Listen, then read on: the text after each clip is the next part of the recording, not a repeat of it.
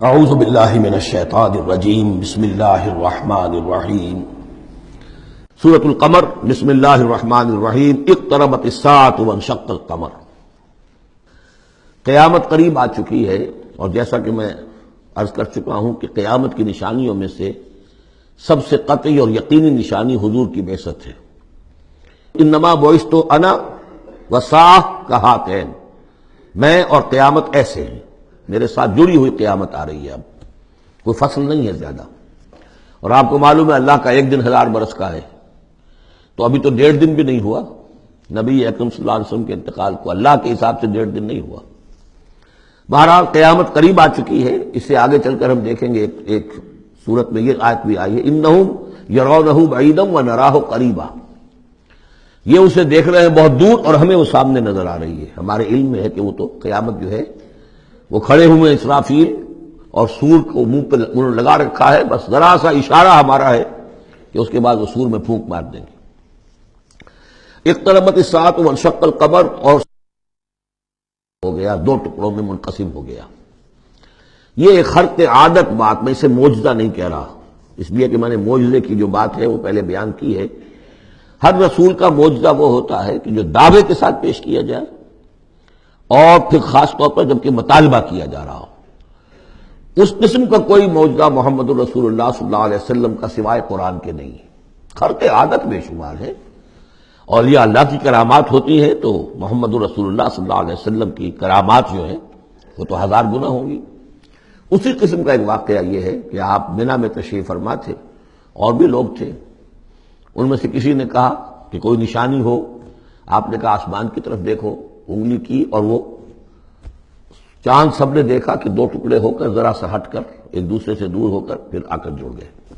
وانشق القمر۔ اب اس پر بعض لوگوں نے تو اس اعتبار سے اعتراض کیا جس اعتبار سے ہر خرق عادت کی تعویل کرنے کی کوشش کی ہے سر سید احمد خان مرحوم اور ان کے مکتبہ فکر کے جو لوگ ہیں، لیکن بعض حضرات نے اس اعتبار سے بھی کہ تاریخی طور پر اس کا کوئی ثبوت نہیں ہے۔ لیکن یہ کہ یہ معلوم ہوتا ہے، ایک تو یہ کہ اس کا جواب یہ ہے کہ ظاہر بات ہے کسی جگہ پر دنیا میں اس وقت رات تھی، کسی وقت وہ دن تھا، اس وقت چاند کو دیکھنے کا سوال ہی نہیں۔ پھر یہ کہ جہاں چاند ہوتا ہے اس وقت سب لوگ ٹکٹکی باندھے ہوئے چاند کو تو نہیں دیکھ رہے ہوتے کہ آسمان میں کیا ہوا، اور چاند کا 2 ٹکڑے ہو کر ذرا سا ہٹنا، اس سے کیا فرق واقع ہوا ہوگا؟ روشنی اس کی جو کہ تو زمین پر رہی جو بھی تھی، تو کسی نے جو ہے خام خواہ پلٹ کر دیکھا ہو۔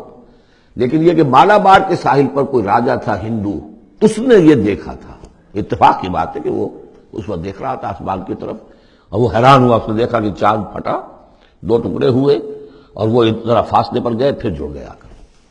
بعد میں اسے جب اسلام کی یہ دعوت پہنچی اور یہ آیت بھی پہنچی تو اس نے اسی گواہی دی کہ میں اس کا چشمدید گواہ ہوں، پھر وہ اسلام لایا۔ واللہ اعلم۔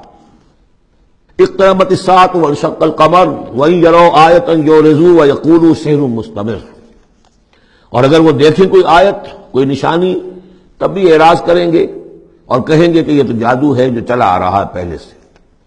وَكَذَّبُوا وَاتَّبَعُوا أَهْوَاءَهُمْ، اور انہوں نے تکذیب کی، جھٹلایا اور اپنی خواہشات کی پیروی کی۔ وَكُلُّ أَمْرٍ مُسْتَقِرٌ، اور ہر معاملہ جو ہے اللہ کا امر کا وہ ایک وقت معینہ کے لیے قرار پا چکا ہے۔ ہر کام کے لیے اللہ تعالیٰ کی اسکیم میں ایک وقت ہے، اس سے پہلے وہ کام نہیں ہوگا۔ لیکن یہ کہ انسان کا کام یہ کہ اپنا فرض ادا کرتا رہے، وہ کام کب ہونا یہ اللہ کا کام ہے، اللہ کے ذمہ ہے۔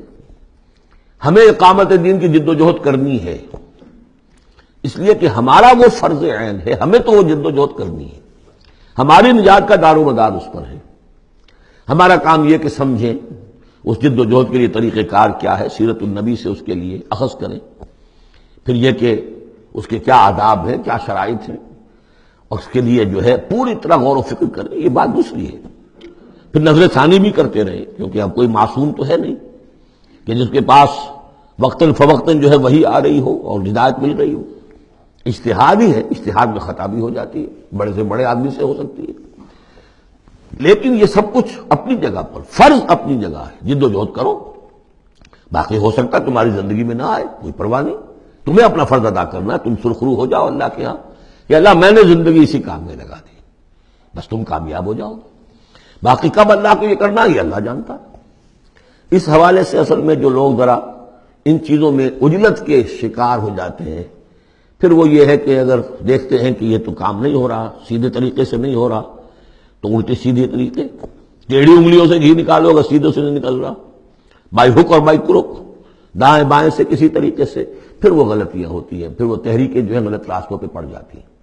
اصل غلطی یہی ہوتی ہے کہ یہ نہ سمجھا جائے کہ اس کو کر گزرنا میرا فرض ہے، نہیں، اس کو کرنے کی جد و جہد میں تن من دھن لگا دینا میرا فرض ہے، کر گزرنا یہ اللہ کے ذمہ ہے، وہ کب چاہے گا کہ یہ ہو اسی وقت ہوگا۔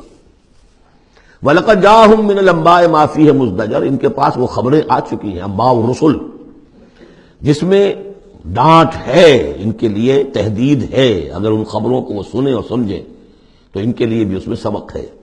حکمت بالغۃ، جہاں وہ ڈانٹ اور ڈپٹ ہے اس کے اندر، وہیں پر حکمت بھی ہے پوری، اور بالغہ پوری حکمت۔ فما تغنی النذور، لیکن یہ کہ یہ جو بھی آئے خبردار کرنے والے، ان سے ان کو کوئی فائدہ نہیں پہنچا۔ فتول عنہم، کوئی ہر صورت میں آپ دیکھ رہے ہیں، اے نبی ذرا آپ درگزر کیجئے، آپ ذرا توجہ ہٹا لیجئے۔ فتول عنہم، تو آپ ذرا ان سے آپ اپنا رخ پھیر لیجئے۔ یوم یدعو الداعی الی شیء نکر، جب وہ دن آئے گا جس دن کے پکارنے والا پکارے گا ایک بڑی ناگوار چیز کی طرف، جب سور پھونکا جائے گا یہ نکلیں گے اپنے قبروں سے۔ خش عن ابصارہم، ان کی نگاہیں زمین میں گڑی ہوئی ہوں گی۔ یخرجون من الاجداث کانہم جراد منتشر، یہ اپنی قبروں سے ایسے نکل کر آئیں گے جیسے کہ ٹڈی دل پھیلا ہوا۔ ظاہر بات ہے ایک ایک جگہ پر نہ معلوم کتنے لوگ جو ہیں وہ دفن ہیں۔ اب پورے 10,000 برس نسل انسانی زمین پر اگر رہی ہے، یا ہو سکتا ہے اس سے بھی زیادہ ہو، اللہ عالم، تو پھر یہ کہ آخر انسان جو نکلیں گے، جو بڑے بڑے شہر گنجان آباد علاقے تھے وہاں سے جو نکلیں گے ٹڈی دل، جراد المنتشر، مہطعین الی الداعی، اور وہ دوڑتے ہوئے آئیں گے پکارنے والے کی پکار پر۔ یقول الکافرون ھذا یوم عسیر، ساتھ ہی وہ کافر جو ہیں، کیونکہ جیسا کہ آگے چل کر ہم پڑھیں گے سورہ قیامہ میں، بل الانسان علی نفسہ بصیرہ، ہر انسان کو معلوم ہوگا میں کتنے پانی میں ہوں، کہاں کھڑا ہوں، میں نے زندگی کہاں گزاری تھی۔ تو کافر کہیں گے، یقول الکافرون ھذا یوم عسیر، یہ تو بڑا سخت دن ہے۔ صدق اللہ العظیم۔